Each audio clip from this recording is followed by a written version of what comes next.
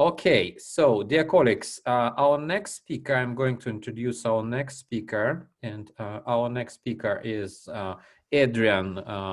Again, sorry for mispronouncing Szlapak, yeah. Okay, Adrienn, or Adri, as I know. Okay, Adri, yeah. Yeah, so she's the EL coordinator at Straits International Schools in Malaysia. So Adrienn is Malaysia-based now, right? And she's an experienced English second language teacher and academic manager with a passion for transforming education. Wow. And also she's a lifelong student and a reflective practitioner. And she actively looks for ways to develop her skills set and help others to do the same. And today, Adri will be speaking about time-saving starters. Okay, Adri, you've got 10 minutes for your talk. Thank you. Smiles in the chat for Adri.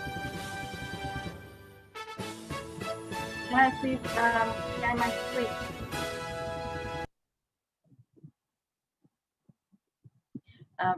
Yeah, sorry. Thank you for the introduction. Yes, I am based in Malaysia. It's the middle of the night for me here at the moment, but we're coming close to Chinese New Year. Can you make her a co-host? Because you are the host now, I can't make any changes. Or give me the right to be a host.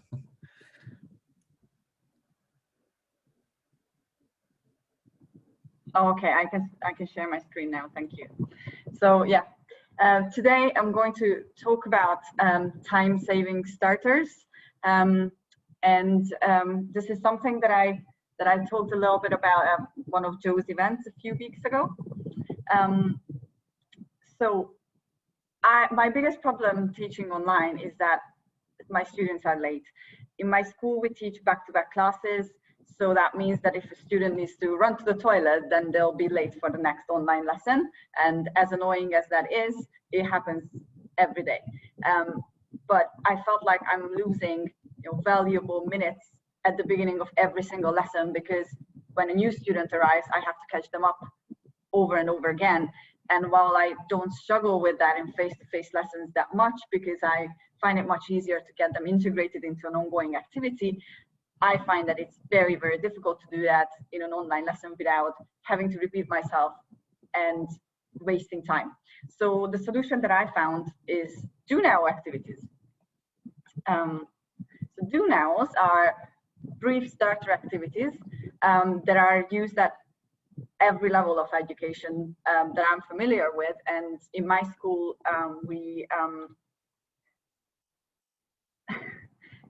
Thank you, Joe. So in my school, it's one of the non-negotiables of good practice. So it's something that we have to do even in face-to-face lessons. And today I want to talk about how I adapted that to online learning, virtual learning, and why I find them useful. So they are rooted in constructivist theory and student-centered learning. So it's all the stuff that we love in ELT.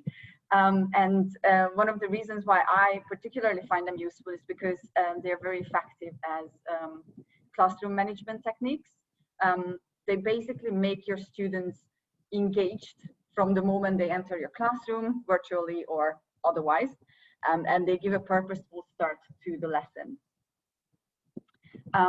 So here's how I manage them, or how I found two different ways of managing them successfully in a virtual lesson. One is more like the traditional way, if you like, where I have a waiting room set up in my Zoom. When I see a student arrive, I let them in. As soon as they are in the main lesson, I send them a link to an activity, which is often on a Jamboard, but sometimes it's Quizlet, sometimes it's a worksheet on Google Classroom. And the idea here is that the activity is self-explanatory, and it's usually revision, very rarely new learning. So the students can get on with this without much help from me.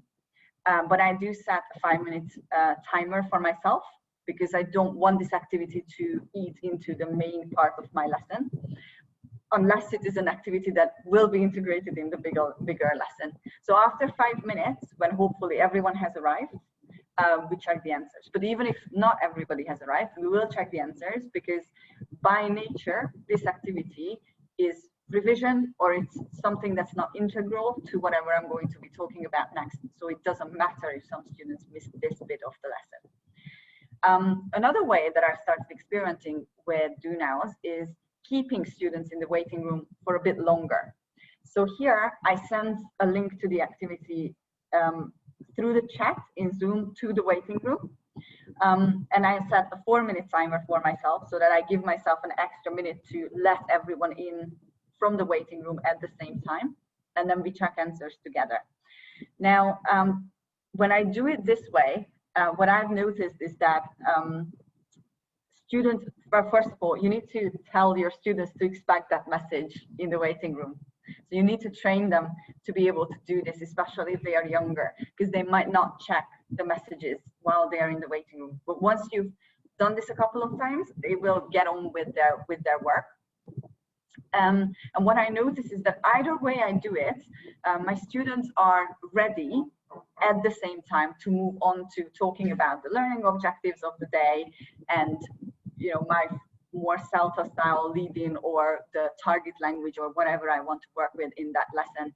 And I don't deal with the whole like, oh, you've just come in, oh, okay, let me go over that again, sort of thing. So I've saved 5 minutes at the beginning of my lesson, and during those 5 minutes, I didn't really have to worry about my students, but they had something meaningful to do, and I could maybe take the register or catch up with the student who hadn't come to the previous lesson or could have given feedback to someone while the others were doing something just as meaningful. So now I want to show you a couple of different do now activities that I do, and I very often use Jamboard for everything, but especially for do nows. So here is an example of a vocabulary activity that I often do. So what you can see here is the keywords from the topic, the home appliances, loads of fun. My students need to know what these things are, and hopefully they do, but even if they don't, what I would expect them to do here while we're waiting for everyone to turn up is to use the add image function of Jamboard, go to Google search, and then just type in microwave, for example. So when the image comes up, you can very easily click on it, insert it, and they can do this without any explanation from me, really. And they just move it next to the word where it belongs. Now, the reason why I like doing this is because visuals are really good for revision, for example. So what the students are doing here, they're collaboratively creating collages that they can then use for revision.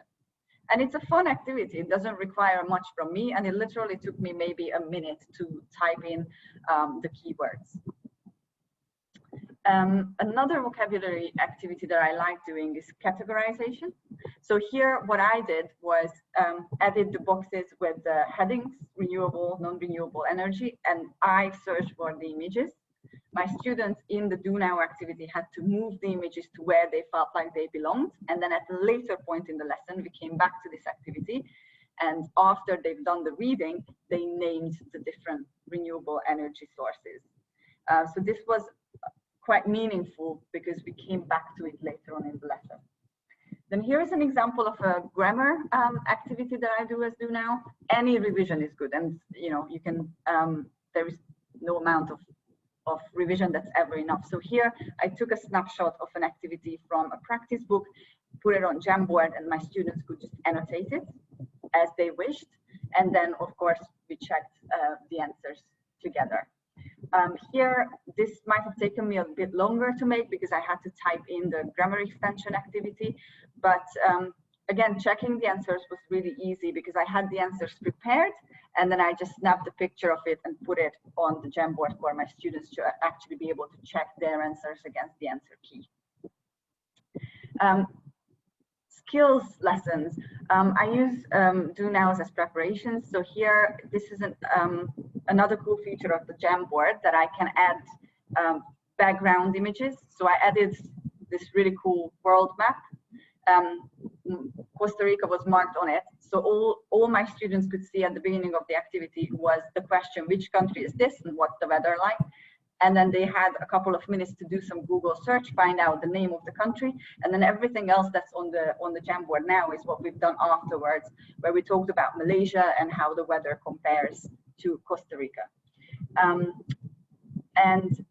The last thing I want to mention is how I use this together with images before a skills lesson. I think it's a really good idea to give students images to engage with before you ask them to read or listen to something. So we were talking about circuses, and all I did here, again, 10-second preparation, I pulled up the 3 images with the add image function on the Jamboard, and everything else that's on this slide is from my students. And the instructions in the chat was, go to the Jamboard and add any questions you might have about these images. And there you go.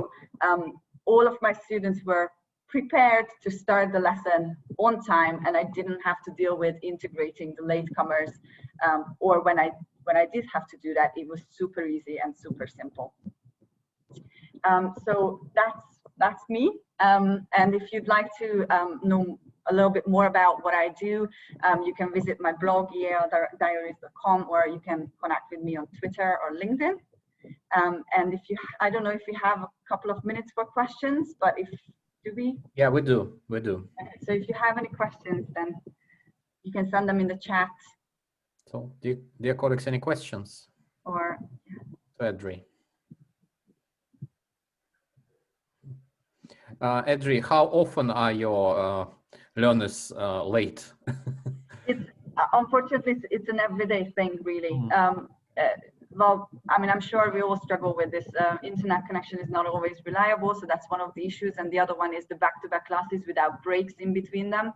So if, you know, one of my colleagues just sort of runs over, then that means that my students are not going to be there on time for my lesson. It happens in school as well. It's super annoying, but we just don't get breaks between our lessons. Okay, thank you. So, dear colleagues, if you have some questions, please place them in the chat, right? And I suppose Adrienn will answer. And Adrienn, you can put your links to the chat as well, yeah? Okay. Just to click for the participants. Thank you very much. Thank you. Okay, and a round of applause to Adrienn. Thank you very much. Thank you. Thank you.